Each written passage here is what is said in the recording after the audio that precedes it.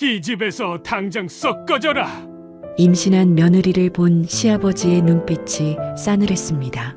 그 말을 들은 며느리는 빌지도 않았습니다. 차가운 눈빛으로 시아버지를 바라볼 뿐이었지요. 당시 마을에는 이상한 소문이 돌았습니다. 임신한 며느리의 아이가 죽은 아들의 씨가 아닐 수도 있다는 소문이었습니다. 시아버지는 망설임 끝에 결단을 내렸습니다.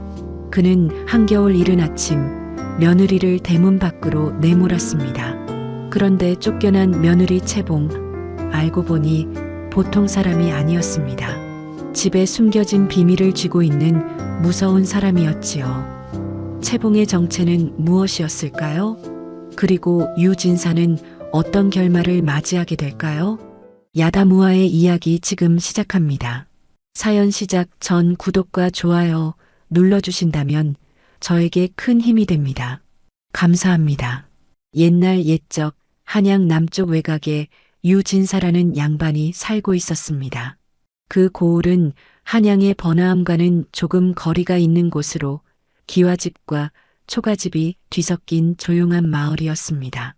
산자락이 마을을 감싸고 있었고 아침이면 그 산에서 내려오는 안개가 낮은 지붕들을 부드럽게 덮었습니다. 장날이면 보부상들이 몰려들어 잠시 활기를 띠었지만 그것도 잠깐이었고 해가 지면 마을은 다시 고즈넉해졌습니다. 유진사의 집은 마을에서도 눈에 띄는 편이었습니다.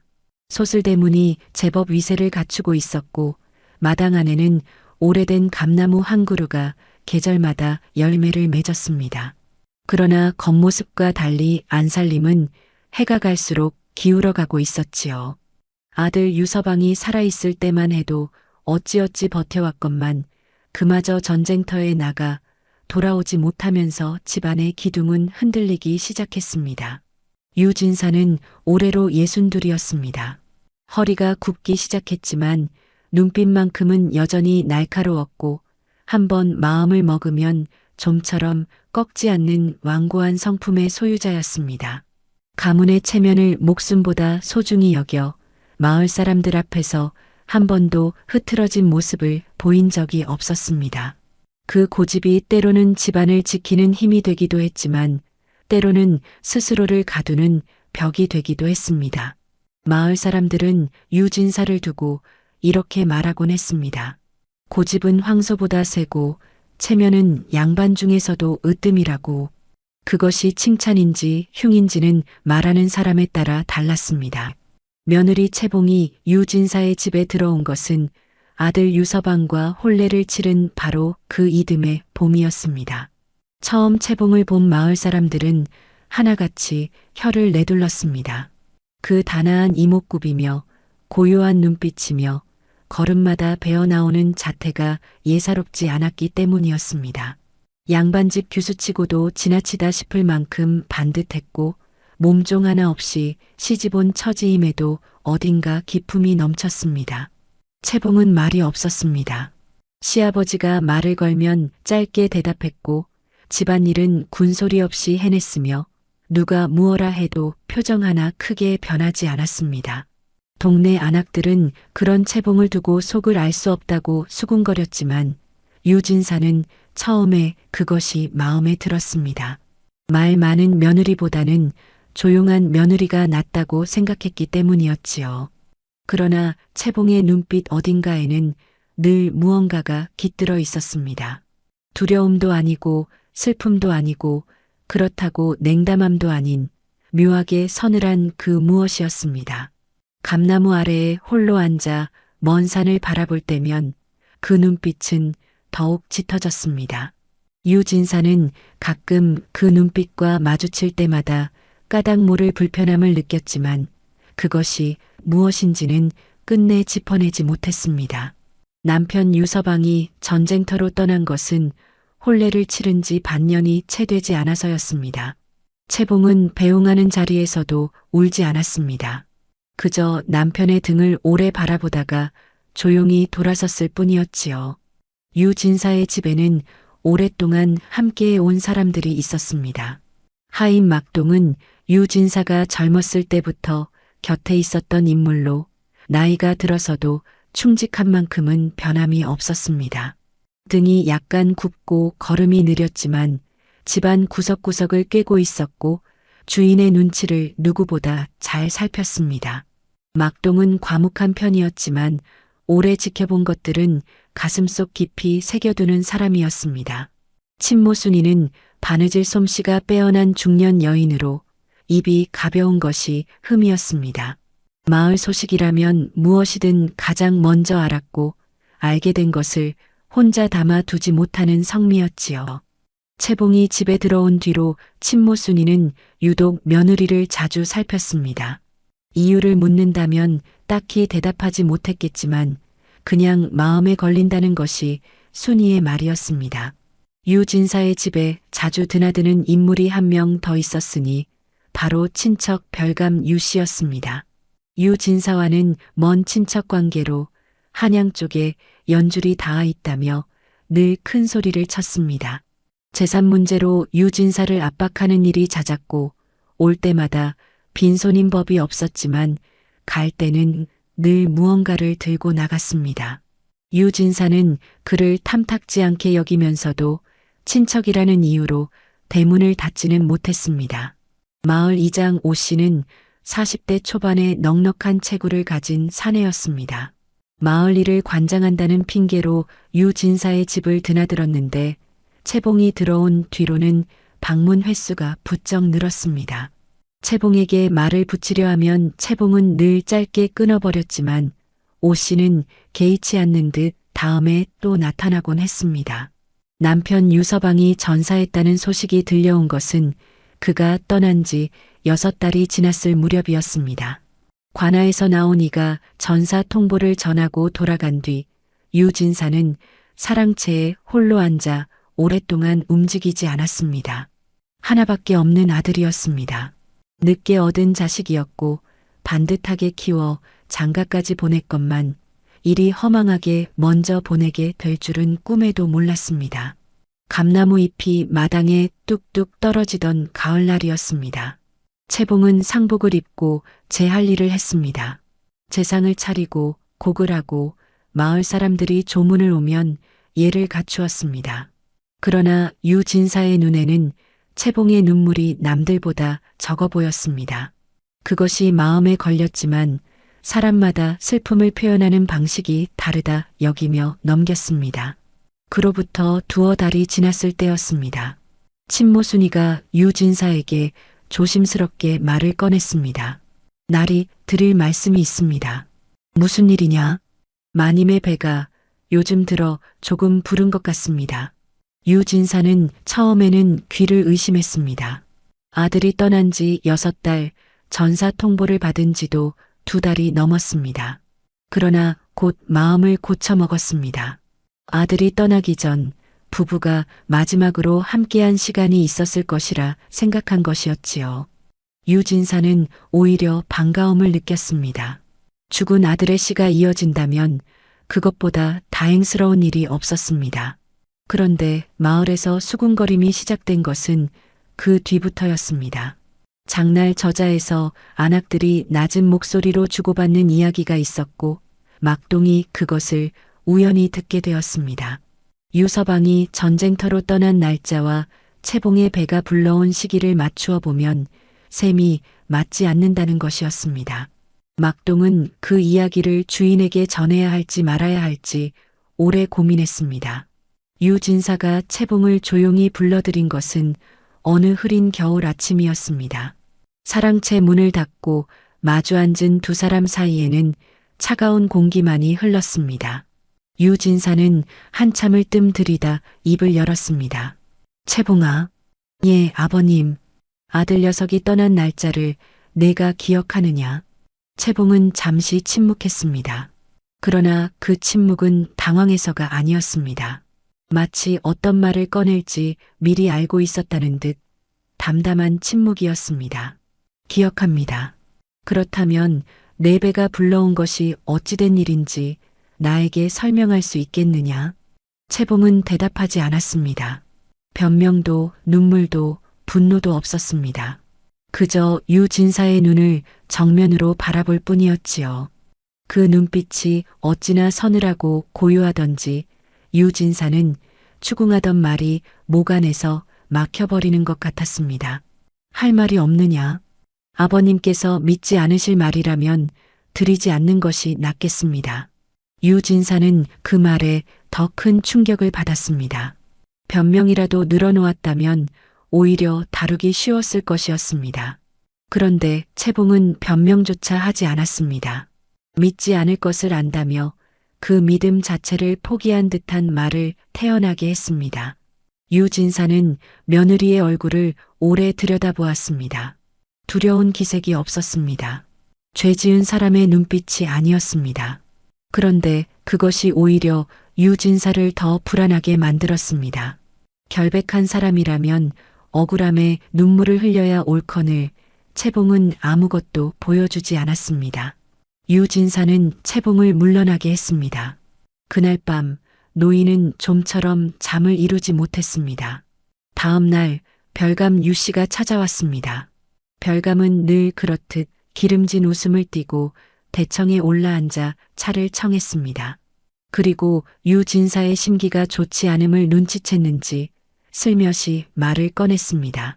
진사 어른, 요즘 댁에 뭔가 심상찮은 일이 있다는 소문이 들리던데요. 유진사는 눈살을 찌푸렸습니다. 소문이라니 무슨 소문 말이냐? 별감은 짐짓난처한 표정을 지었습니다. 사실 제가 어른께 드리기 민망한 말씀이긴 합니다만 모르고 계시는 것보다는 낫겠다 싶어서요. 며느님 말씀입니다. 도련님이 떠나시기 전부터 마을 이장 오 씨와 각별하게 지냈다는 말이 저자 여기저기서 들립니다. 유진사의 얼굴이 굳어졌습니다. 근거 없는 말이 아니냐? 저도 그리 생각하고 싶습니다. 허나 한두 사람이 하는 말이 아닙지요. 어른께서도 짐작하시는 바가 있으시니 요즘 안색이 그러신 게 아니겠습니까? 별감은 더 이상 말을 잇지 않았습니다. 말을 길게 늘어놓지 않아도 이미 씨앗은 뿌려진 것이었습니다. 유진사의 머릿속에서 그 씨앗은 빠르게 뿌리를 내리기 시작했습니다. 별감이 돌아간 뒤 유진사는 마당에 서서 한참 동안 감나무를 바라보았습니다. 앙상한 가지 사이로 스산한 바람이 지나갔습니다. 체면을 먹고 사는 양반 가문에 부정한 며느리가 있다는 소문이 돌게 된다면 유진사는 생각만 해도 몸이 떨렸습니다. 채봉을 내보내야겠다는 마음이 굳어지기 시작한 것은 바로 그 순간이었습니다. 그러나 마음이 굳었다고 해서 곧장 행동으로 옮길 수 있는 것은 아니었습니다. 밤이 되면 유진사는 여러 가지 생각에 시달렸습니다. 채봉이 이 집에 들어온 이래 집안 살림이 조금씩 나아진 것은 사실이었습니다. 채봉은 낭비하는 법이 없었고 절기마다 빠뜨리지 않고 제사를 챙겼으며 어디선가 곡식값에 발가 시장을 잘 이용했습니다. 기울어가던 가세가 조금 숨통이 트인 것은 채봉이 들어오고 나서부터였습니다. 또한 유진사는 스스로도 인정하기 싫었지만 채봉에 대한 소문이 과연 사실인지 확인할 방법이 없었습니다. 별감 유씨의 말은 늘 과장이 섞여 있었고 마을 저자의 수군거림은 절반은 꾸며낸 이야기인 경우가 많았습니다. 그런데도 마음을 놓을 수 없는 것은 채봉 스스로가 아무것도 설명하지 않기 때문이었습니다. 억울하다 항변하지 않고 눈물을 흘리지도 않으며 그저 그 서늘한 눈빛으로 바라볼 뿐인 며느리. 그 침묵이 유진사에게는 가장 두려웠습니다. 임신한 며느리를 내보내는 것이 도리에 맞는가? 뱃속의 아이가 혹여 아들의 자식이라면 유진사는 그 생각도 하지 않을 수 없었습니다. 그러나 동시에 다른 생각도 밀려들었습니다. 아들의 자식이 아니라면 이 집에 남겨두는 것이 더 큰 수치라는 생각이었습니다. 노인은 뒤척이다 잠이 들고 또 뒤척이다 깨어나기를 여러 날 반복했습니다. 감나무는 밤마다 찬바람의 가지를 흔들었고 마당에는 서리가 내렸습니다. 유진사가 결심을 굳힌 것은 어느 날 새벽이었습니다. 막동을 불러 명했습니다. 채봉의 짐을 꾸리게 하고 날이 밝으면 내보낼 것이라고. 막동은 한동안 말을 잇지 못하다가 조심스럽게 입을 열었습니다. 나리, 마님은 지금 배가 불러 계십니다. 한겨울에 갈 곳도 없는 처지인데 이렇게 내보내시는 것이 과연 내가 결정한 일이다. 막동은 더 말하지 못했습니다. 주인의 눈빛이 이미 굳어 있었기 때문이었습니다. 이른 아침 유진사는 채봉을 대청으로 불러냈습니다. 채봉은 이미 알고 있었다는 듯 차분한 얼굴로 나왔습니다. 유진사는 마른 기침을 한 번 하고 말했습니다. 오늘로 이 집을 나가거라. 짐은 막동이 꾸려줄 것이다. 채봉은 고개를 한 번 숙였습니다. 알겠습니다, 아버님. 그것이 전부였습니다. 울지 않았습니다. 빌지도 않았습니다. 어디로 가겠다는 말도 없었습니다. 막동이 꾸려준 조그만 보따리 하나를 들고 대문을 향해 걸어갔습니다. 문을 나서려던 채봉이 문득 걸음을 멈추었습니다. 그리고 천천히 돌아보았습니다. 대청 위에 서 있는 유진사를 향해 마지막으로 한번 바라본 것이었습니다. 그 눈빛은 원망도 아니었고 애원도 아니었습니다. 그저 차갑고 고요한 겨울 하늘 같은 눈빛이었지요. 유진사는 자신도 모르게 한 발짝 뒤로 물러섰습니다. 무언가가 등줄기를 타고 흘러내리는 것 같았습니다. 채봉은 돌아서서 대문 밖으로 걸어나갔습니다. 한겨울 아침 바람이 마당을 가로질러 불어왔고 감나무 가지가 소리 없이 흔들렸습니다. 채봉이 떠난 뒤 유진사의 집은 조용해졌습니다. 조용하다기보다는 무언가 빠져나간 것처럼 허전하고 서늘한 기운이 감돌았습니다. 친모순이는 며칠 동안 말이 없었고 막동은 일을 하면서도 자꾸 대문 쪽을 바라보았습니다. 막동은 잠자리에 들면서도 마음이 편치 않았습니다. 오래 지켜봐 온 눈으로 채봉을 생각하면 어딘가 설명되지 않는 부분들이 있었습니다. 며느리가 들어온 뒤로 이 집에서 이상한 것들을 몇 가지 목격한 적이 있었기 때문이었습니다. 한 번은 늦은 밤 막동이 뒷간을 다녀오다가 채봉의 방에 불빛이 새어나오는 것을 보았습니다. 문틈으로 들여다보니 채봉이 책을 읽고 있었습니다. 양반가 여인이 글을 읽는 것이 이상한 일은 아니었지만 채봉이 읽고 있는 것은 일반 글이 아니었습니다. 지도처럼 보이는 그림이 그려진 종이 위에 무언가를 빼곡히 적고 있었습니다. 또 한 번은 낯선 사내가 집 근처를 두리번거리며 서 있을 때였습니다. 막동이 누구냐고 물으려는 순간 채봉이 소리 없이 나타나 그 사내와 짧게 눈빛을 나누더니 사내가 슬그머니 사라진 일도 있었습니다. 채봉은 아무 일도 없었다는 듯 다시 부엌으로 돌아갔습니다. 막동은 그것들을 주인에게 말해야 할지 몰랐습니다. 무어라 설명할 수 없는 일이었고 오히려 이상한 오해를 살까 두려워 가슴속에 묻어두었습니다. 그런데 지금 생각해보니 그 일들이 머릿속에서 자꾸 떠올랐습니다. 채봉은 대체 어떤 사람인가? 막동은 어두운 천장을 바라보며 오래 생각했습니다. 한편 채봉은 쫓겨난 뒤 한양 외곽의 어느 허름한 주막에 몸을 숨겼습니다. 방은 좁았고 벽에서 찬 기운이 새어 들어왔습니다. 아궁이 불이 약해 방 안이 그리 따뜻하지 않았지만 채봉은 개의치 않는 듯 보였습니다. 보따리를 내려놓자마자 상 위에 종이를 꺼내놓고 무언가를 적기 시작했습니다. 주막 주인 노파는 불룩한 배를 안고 홀로 찾아온 여인을 불쌍히 여겼습니다. 어디서 오셨소? 혼자신 거요? 네, 혼자입니다. 며칠만 묵어도 되겠습니까? 그야 되지요. 허나 이 추운데 혼자서 어찌. 걱정 마십시오. 곧 사람이 올 것입니다. 채봉의 말대로 그날 저녁 주막에 사내 둘이 찾아들었습니다.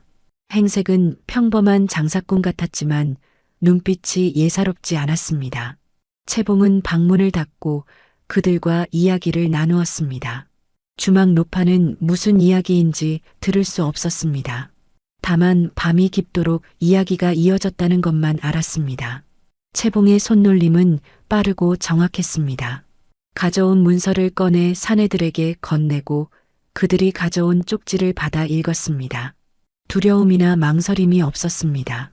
쫓겨난 임신한 여인의 모습과는 전혀 다른 모습이었습니다. 밀담이 끝난 뒤 사내들이 돌아가고 채봉은 홀로 촛불 앞에 앉았습니다. 뱃속의 아이가 발길질을 하는 것을 느꼈는지 채봉은 잠시 손을 배 위에 얹었습니다. 그 순간만큼은 서늘한 눈빛이 아니라 따뜻한 눈빛이었습니다. 그러나 그것도 잠깐이었습니다. 채봉은 다시 촛불 앞으로 몸을 기울여 종이 위에 글씨를 써내려갔습니다. 채봉이 유진사의 집에 처음 들어온 것은 우연이 아니었습니다. 남편 유서방은 전쟁터에 나가기 전 채봉에게 조용히 고백한 것이 있었습니다. 자신이 단순한 군사가 아니라 조정의 명을 받아 움직이는 역할을 맡고 있다고. 그 역할은 영모 조직 안에 잠입해 그들의 동태를 살피고 증거를 수집하는 일이었습니다. 채봉은 그때 처음으로 남편의 진짜 얼굴을 보았습니다. 그리고 남편은 채봉에게 부탁했습니다. 자신이 돌아오지 못할 경우를 대비해 채봉이 그 임무를 이어받아줄 수 있느냐고. 채봉은 주저하지 않았습니다. 채봉은 원래 평범한 여인이 아니었습니다. 일찍이 부친을 여의고 오라비 손에서 자라며 무예를 익혔고 눈치와 관찰력이 남달리 뛰어났습니다. 그것을 알아본 이들이 있었고 채봉은 남편과 혼례를 올리기 전부터 이미 이 일에 발을 들인 상태였습니다. 유 진사의 집에 며느리로 들어간 것은 친척 별감 유 씨를 감시하기 위해서였습니다. 별감 유 씨는 영모 조직의 한 고리로 지목된 인물이었고 유 진사의 집을 자주 드나들었습니다. 채봉은 그 집에 며느리로 들어감으로써 별감의 동태를 가장 자연스럽게 살필 수 있었습니다. 그러니 남편이 전사한 뒤에도 채봉은 집을 떠날 수 없었습니다. 임무가 끝나지 않았기 때문이었습니다. 뱃속의 아이는 떠나기 전날 밤 남편과 마지막으로 나눈 사랑의 결실이었으며 그것은 채봉에게 임무를 완수해야 할 또 하나의 이유가 되었습니다. 채봉의 침묵은 두려움이 아니었습니다. 말할 수 없어서 침묵한 것이었습니다. 채봉이 집을 나간 지 열흘이 조금 지났을 무렵이었습니다. 유 진사가 아침 일찍 마당에서 감나무 아래를 서성이고 있을 때 대문 밖에서 요란한 발소리가 들렸습니다. 막동이 헐레벌떡 달려와 고했습니다. 날이 관아에서 포졸들이 왔습니다. 유 진사는 얼굴이 굳었습니다. 포졸들이 집 앞에 늘어서 있었고 그 뒤에 관복을 입은 관원이 서 있었습니다. 관원이 종이를 꺼내 읽었습니다. 영모에 연루된 죄인을 감추고 접촉한 혐의가 있어 유 아묵의 진사를 관하로 동행해야 한다는 내용이었습니다. 유 진사는 다리가 풀리는 것을 느꼈습니다. 영모라니 그게 무슨 말이오? 나는 아무것도 모르는 일이오. 별감 유 아무개가 체포되었습니다. 그와 가까이 지낸 이들을 모두 조사하고 있습니다. 청천벽력이었습니다. 별감 유 씨가 영모에 연루된 죄인이라니. 유 진사는 그가 탐탁지 않긴 했지만 설마 그런 인물인 줄은 꿈에도 몰랐습니다. 그런데 자신도 그와 가까이 지낸 이로 묶여버렸습니다. 막동이 발을 동동 굴렀지만 어찌할 수가 없었습니다. 순이는 부엌 문틈으로 내다보며 입을 막았습니다. 유 진사는 포졸들에게 이끌려 대문을 나서게 되었습니다. 그때였습니다. 마을 어귀에서 낯선 말발굽 소리가 들려오기 시작했습니다. 말에서 내린 이는 관복을 갖춰 입은 젊은 관원이었습니다. 그런데 그 뒤를 따라 걸어오는 인물을 본 유 진사는 눈을 의심하지 않을 수 없었습니다. 채봉이었습니다. 임신한 배에도 불구하고 자세는 반듯했고 눈빛은 여느 때와 다름없이 고요했습니다. 그런데 함께 온 관원들이 채봉 곁에서 예의를 갖추는 것이 보였습니다. 누가 상전이고 누가 부하인지 모를 만큼 관원들의 태도는 채봉을 향해 공손했습니다. 유 진사를 이끌고 가려던 포졸들이 멈추었습니다. 관원이 앞으로 나서며 말했습니다. 이분은 의금부의 명을 받아 움직이는 분이십니다. 유 진사 어른과 관련된 사안은 이분이 직접 확인하겠습니다. 유 진사는 어안이 벙벙했습니다. 며칠 전까지만 해도 짐 보따리 하나 들고 대문 밖으로 나가던 쫓겨난 며느리가 지금 관원들의 예를 받으며 서 있었습니다.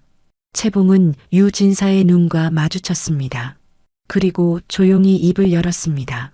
아버님, 놀라셨겠습니다. 설명드릴 것들이 많습니다. 유 진사는 말문이 막혀버렸습니다. 등이 축 처졌고 두 손이 떨렸습니다. 체면 따위는 생각할 여유도 없었습니다. 오직 한 가지, 자신이 무언가 크게 잘못 보았다는 느낌만이 온몸을 짓눌렀습니다. 관아 한쪽 조용한 방에서 채봉은 유 진사에게 모든 것을 이야기했습니다. 의금부 소속의 여밀정. 그것이 채봉의 진짜 신분이었습니다. 남편 유서방과 함께 영모 조직에 잠입해 그 내부를 살피던 채봉은 남편이 전사한 뒤에도 임무를 이어갔습니다. 남편의 희생이 헛되지 않으려면 끝을 봐야 했기 때문이었습니다. 별감 유 씨는 영모 조직의 한 축이었습니다.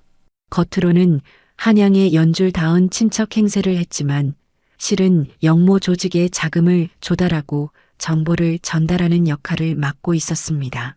채봉은 유 진사의 집에 며느리로 들어와 별감의 방문 때마다 그의 말과 행동을 기록해 왔습니다. 그 기록이 결정적인 증거가 되었습니다. 채봉이 수년에 걸쳐 모아온 정보들은 별감 유 씨뿐 아니라 그 배후 조직 전체를 무너뜨릴 만한 것이었습니다.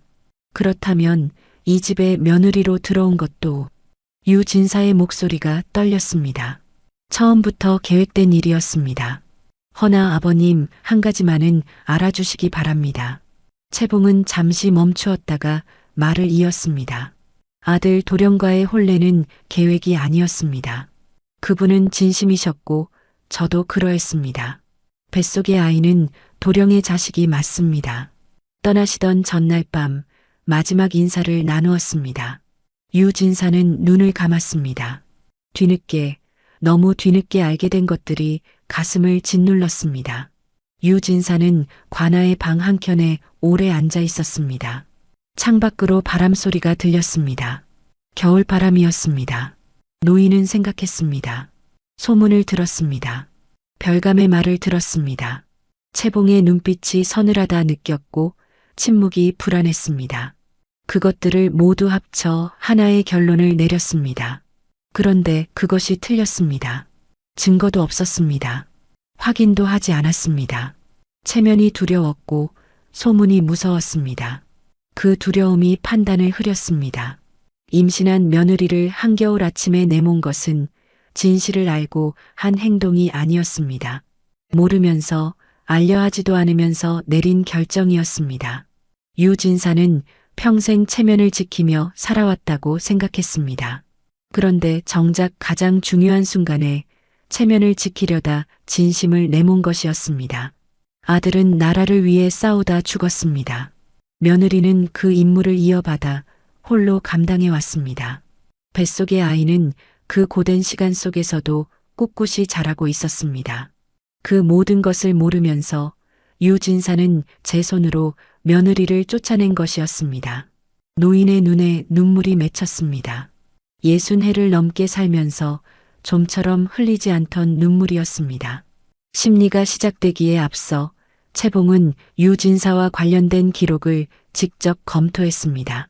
별감 유 씨가 유 진사의 집을 드나들며 나눈 대화들, 유 진사가 별감에게 한 말들, 그 모든 것이 채봉의 기록 안에 담겨 있었습니다. 그리고 그 기록 어디에도 유 진사가 영모를 알거나 가담했다는 내용은 없었습니다. 오히려 유 진사는 별감이 넌지시 꺼내는 말들을 매번 단호하게 끊었습니다. 채봉은 담당 관원에게 그 기록을 건네며 말했습니다. 유 진사 어른은 이 일과 무관합니다. 제가 직접 증언할 수 있습니다. 관원이 조심스럽게 물었습니다. 마님, 그런데 어른께서는 마님을 내보내신 분이지 않습니까? 채봉은 잠시 침묵했습니다. 그것과 이것은 다른 문제입니다. 어른께서 옳지 않은 일에 연루되지 않으셨다는 사실은 사실입니다. 그것을 숨길 이유가 없습니다. 유 진사에게 이 말을 전해 들었을 때 노인은 한동안 말을 잇지 못했습니다. 자신을 내보낸 시아버지를 위해 쫓겨난 며느리가 나서서 증언한 것이었습니다. 은혼을 가리기 전에 옳고 그름을 먼저 따진 것이었습니다. 별감 유 씨에 대한 심리가 열렸습니다.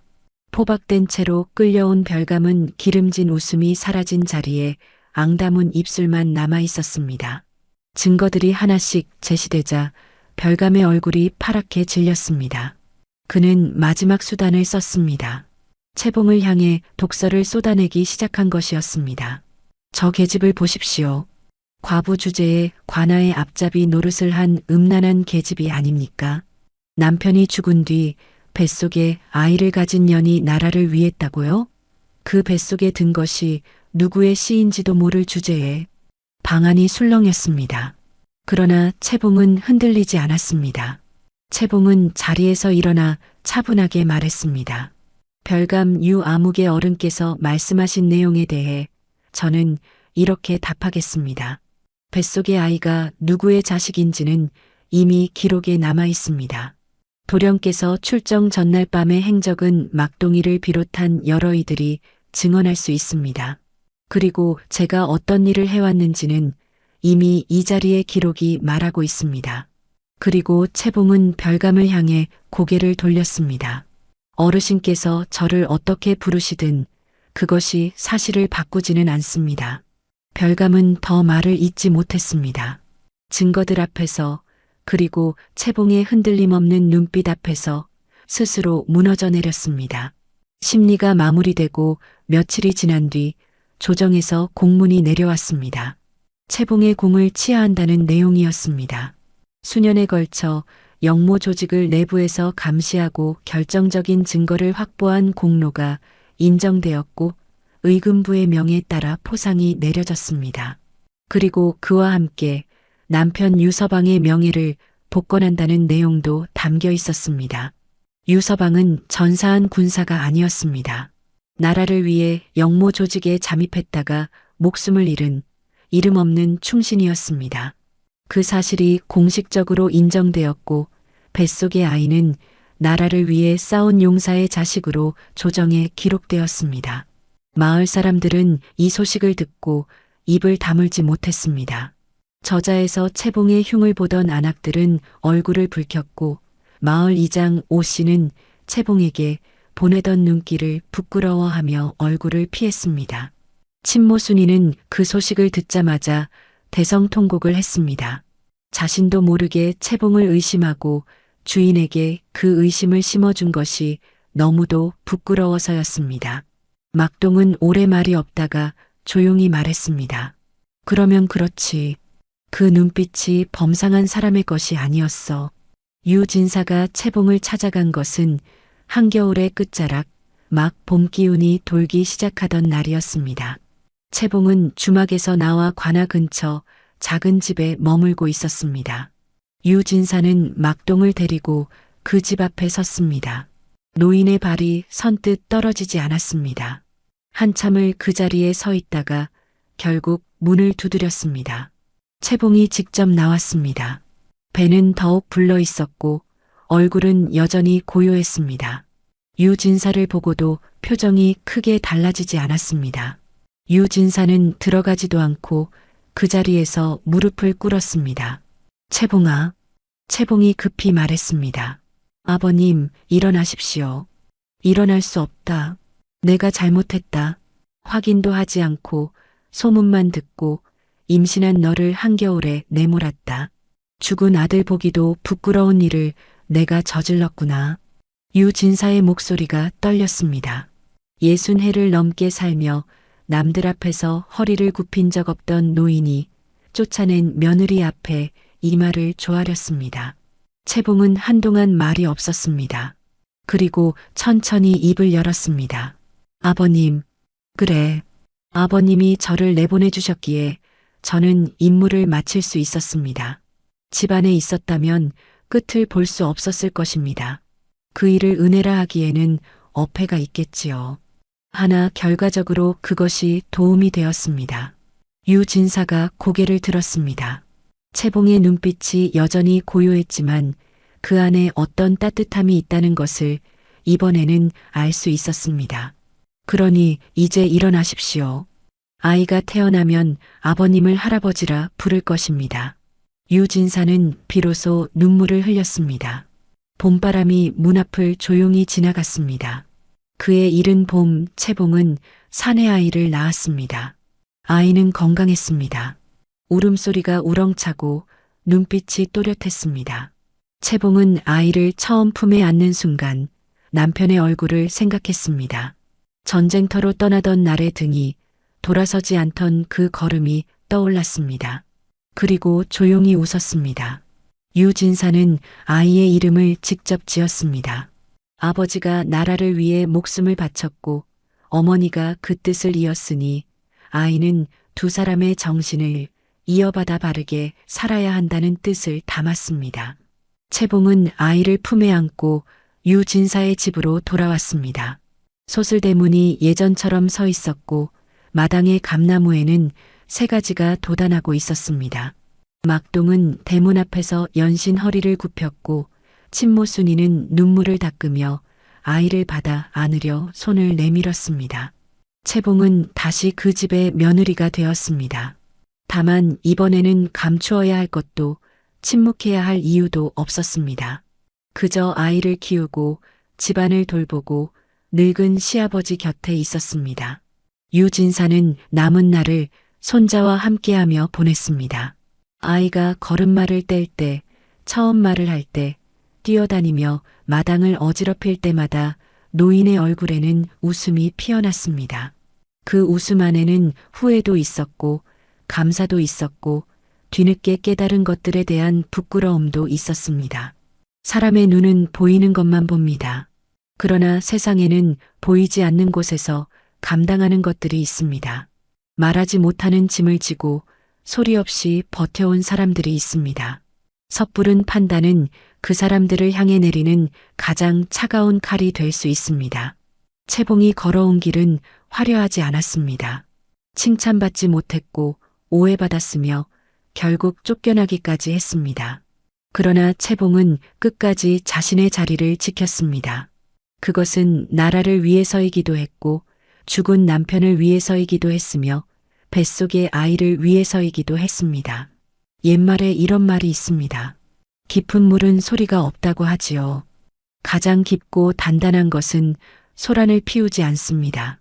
채봉이 바로 그러했습니다. 야다무아 이야기 마칩니다. 구독과 좋아요를 눌러주시면 다음 영상을 빠르게 만나보실 수 있습니다. 어디에서 듣고 계신지 댓글로 알려주세요. 감사합니다.